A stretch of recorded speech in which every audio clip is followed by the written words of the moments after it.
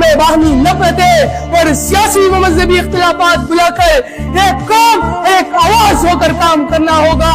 سوچ بدلنی ہوگی, سوچ بدلے گی تو ملک بدلے گا.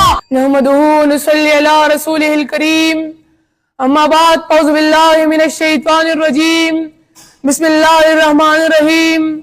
قابل احترام اساتذہ کرام, مہمانان گرامی اور میرے عزیز ساتھیوں, السلام علیکم.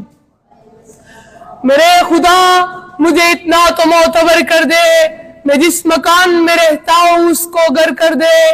ستارے سحری ڈوبنے کو آیا ہے, ذرا کوئی میرے سورج کو باخبر کر دے. جناب صدر, آج مجھے جس موضوع پر اظہار خیال کا موقع ملا ہے وہ ہے آؤ بدلے پاکستان. سنو, پاکستان ہے تو ہم ہیں, پاکستان ہماری جان, پاکستان ہماری آن بان اور پاکستان ہماری پہچان ہے, اور اس پر اپنی جان بھی قربان ہے. صدر وقار یہ وہ الفاظ ہے جو آج کل ہر پاکستانی کی زبان پر عام ہے. پاکستان اللہ تعالیٰ کا وہ تحفہ ہے جس کا اگر جائزہ لیا جائے تو دنیا بھر میں اس جیسی نعمت کسی قوم کے حصے میں نہیں آئی ہوگی. اور بقول شاعر, ہزاروں پھول سے چہرے جلس کے خاک ہوئے, بری بہار میں اس طرح اپنا باغ جلا. ملی نہیں ہے ہمیں ارزفاق تحفے میں, جو لاکھوں دیپ بجھے ہے تو ایک چراغ جلا. جناب صدر, مجھے محسوس ہوتا ہے کہ ملک صرف سیاست دانوں, وڈیروں, جاگیرداروں اور بیوروکریٹس کے لیے ہی بنا ہے. یہاں غریب کی داد رسی کرنے والا کوئی نہیں. یہاں ایک طرف دیکھتا ہوں کہ حکمرانوں کے کتوں اور گوڑوں کے لیے خوراک بیرون ملک سے منگوائی جاتی ہے, اور غریب دو وقت کی روٹی کے لیے ترس رہا ہے. غریب بھوک اور پیاس کی وجہ سے خود اور اپنے بچوں کو زہر دے کر خودکشی کر رہا ہے. کسی کے پاس سر چھپانے کے لیے گھر نہیں. غریب طبقہ یہ ظلم کب تک برداشت کرے گا؟ اور بقول شاعر, تو کیوں بے دخل کرتا ہے مکانوں سے مکینوں کو, وہ دہشت گرد بن جاتے ہیں جن کے گھر نہیں رہتے. جناب صدر, میں اپنے کانوں سے سنتا ہوں کہ ایک مقتول کی ماں یہ کہہ کر اپنا مقدمہ واپس لے لیتی ہے کہ میری دو جوان بیٹیوں کی زندگی کو خطرہ ہے, کیونکہ نہ یہاں انصاف ہے اور نہ قانون. جناب صدر, مجھے افسوس سے کہنا پڑ رہا ہے یہاں نوجوانوں کے ہاتھوں میں قلم کی جگہ پستول ہے, کیونکہ یہاں تعلیم اور صحت کا بھی دورہ معیار ہے. امیروں کے بچے بیرون ملک تعلیم حاصل کرتے ہیں اور علاج کے لیے بھی وہاں جاتے ہیں, لیکن غریب کے لیے نہ یہاں تعلیم کی بنیادی سہولت ہے اور نہ ہی ہسپتال. جناب صدر, ہم بحیثیت قوم ہر زاویہ زندگی سے پسماندگی اور زوال کا شکار ہے. قلمی میدان میں ہماری شرح خواندگی نہایت ابتر ہے. معیشت تباہی کے دہانے پر کڑی ہے, اخلاقی قدرے پامال ہو رہی ہے, کرپشن اور لوٹ مار کا بازار گرم ہے.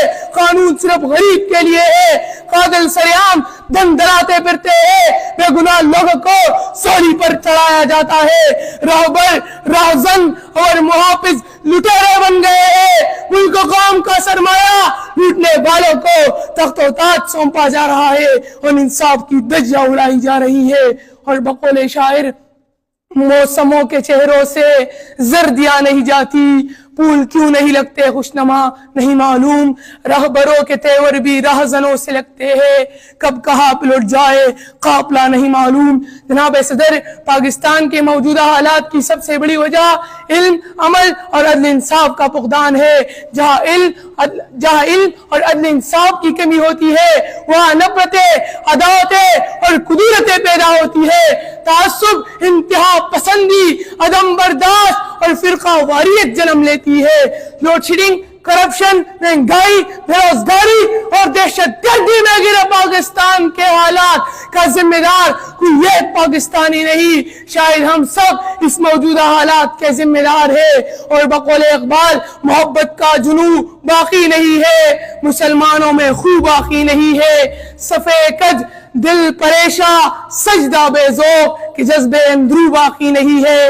جناب صدر، ہم سب کو اپنا محاسبہ کرتے ہوئے اپنے آپ سے سوال کرنا ہوگا کہ پاکستان نے ہمیں سب کچھ دیا، لیکن ہم نے پاکستان کو کیا دیا؟ صرف کوکلے ناؤ سے نہ ہی نیا پاکستان بڑھے گا اور نہ ہی پاکستان بدلے گا۔ اگر ہم پاکستان کو واقعی قائد کا پاکستان بنانا چاہتے ہیں تو ہمیں اپنی سوچ بدلنی ہوگی۔ سوچ بدلے گی تو یہ ملک بدلے گا۔ جناب صدر، پاکستان کو ترقی کی راہ پر گامزن کرنے اور تمام درپیش مسائل کے حل کے لیے علم، عمل اور عدل انصاف کو فروغ دے کر اپنی ذمہ داریاں بھرپور طریقے سے ادا کرنی ہوگی۔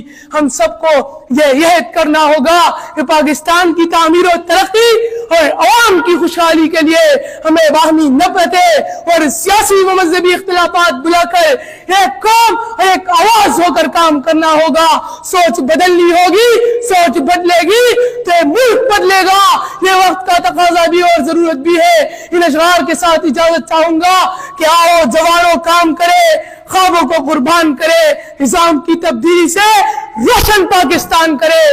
والسلام، پاکستان زندہ باد۔